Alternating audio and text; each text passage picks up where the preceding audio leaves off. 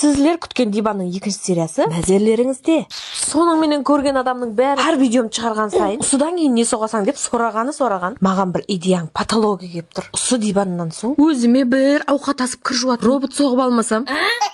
Бірақ бір но деген жері бар. Бұл диванды соғаман бір ай жүрдім. Роботты соғаман деген гарантия жылдар жүретін шығармын. Оған дейін кірімді жуып тұруға кір машина алайын деп Smart House магазиніне бардым. Как раз бұл жерде hamma затын акцияға шығарып тастаған. Мәселен, сіз 4 метрлік кухня мебельге заказ берсеңіз, настольныйға 4 ошақлы газ қосып береді. Я қазір қаражетім болмай тұр десеңіз, 6 айдан 2 жылға шыққан бөліп төлеу қызметі де бар. Құлласы бұл жерде hamma витовый техникаңыздан тартып, мебельлерге дейін табылады. Мәзілін айтып кетейін, Салтанат сарайда светофордан өтіп келгенде, тап Майя торттың қарама-қарсысы Smart House магазиніне бара бересіз. Үйге келіп қарасам, енем диванда әрекетлеп жатқан екен. Ене істей аласыз ба десем, не қыпты? Саған қарағанда өмірлік тәжірибем көплеу. Бір диванды істей алмасам, не қып жүрмін? Осы диванды бітірсем, Үстеке Зүлпияның енесі деген блог жүргізе жақпан дейді.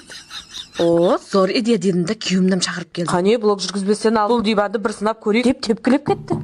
Мынауың енді болады. Бірақ блог жүргізу маған емес. Өзіңнен ауыспағай деп бетіме нагле айтып кетті. Әйтеуір диванның тайым болды. Қандай шыққан пікірлеріңізді жазып кетің. Ай уақытымды кетіріп жүруге арзитын диван болған ба?